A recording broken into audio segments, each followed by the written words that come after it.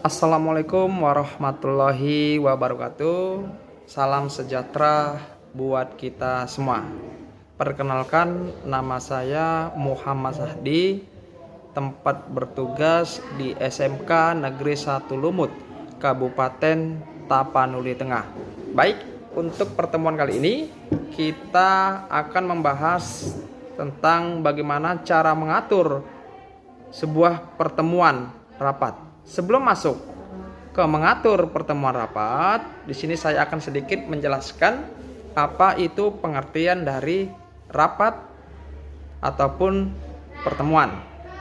Rapat adalah berkumpulnya sekelompok orang untuk menyatakan pemikiran guna melaksanakan urusan sebuah perusahaan, ataupun secara singkat yang biasa kita katakan bahwa rapat itu adalah sebuah pertemuan para anggota organisasi atau perusahaan, baik para staf pegawai, untuk membahas hal-hal yang berhubungan dengan kepentingan organisasi atau kantor ataupun perusahaan tersebut.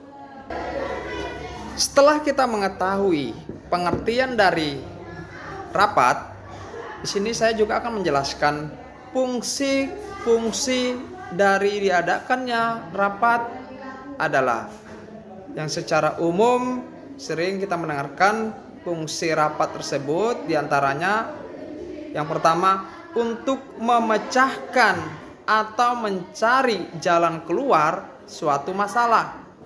Yang kedua, untuk menyampaikan informasi, perintah, dan pernyataan.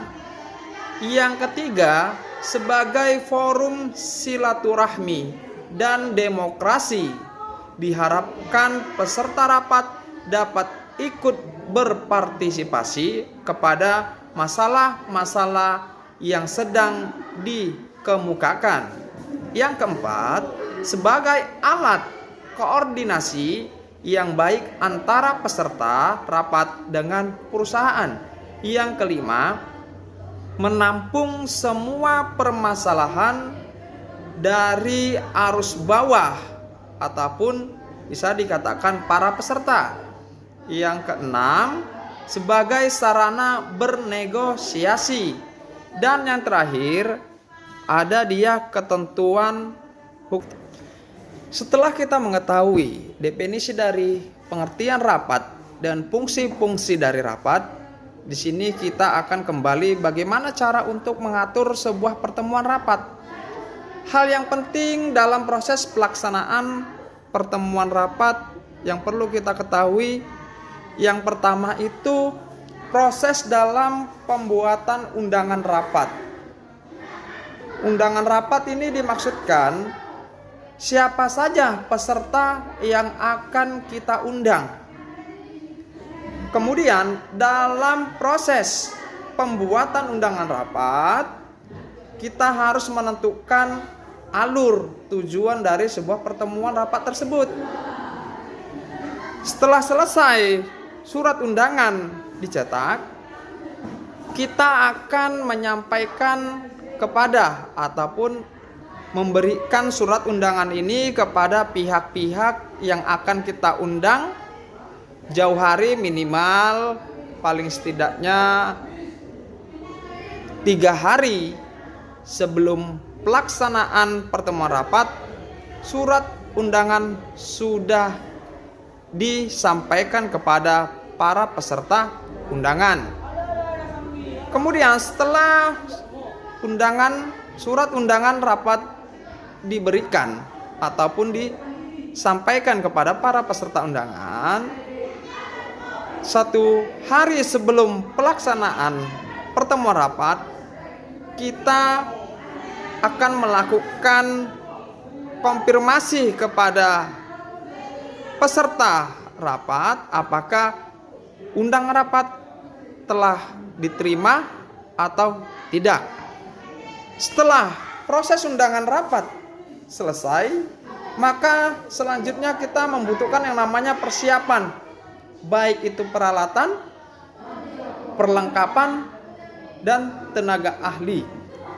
Peralatan itu apa saja? Ya, contoh seperti ruangan pada pelaksanaan rapat.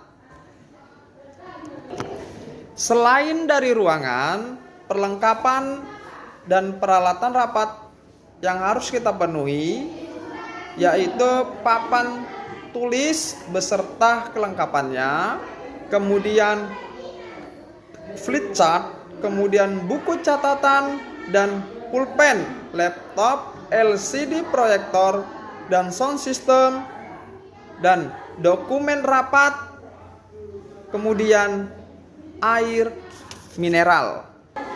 Setelah persiapan peralatan, kemudian perlengkapan dan tenaga ahli sudah selesai, langkah berikutnya kita mengatur biaya dari pertemuan tersebut.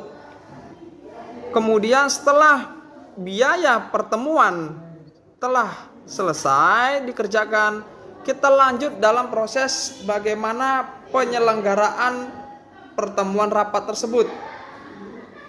Kemudian setelah terlaksananya dalam proses penyelenggaraan pertemuan rapat, kita lanjut ke bagaimana membuat catatan notulen rapat tersebut. Setelah itu yang terakhir, kita akan membuat yang namanya laporan pada pembuatan pertemuan rapat. Baik, mungkin itu saja dalam proses pelaksanaan pertemuan rapat, langkah-langkah yang harus kita penuhi. Maka selanjutnya berikut contoh akan saya lampirkan.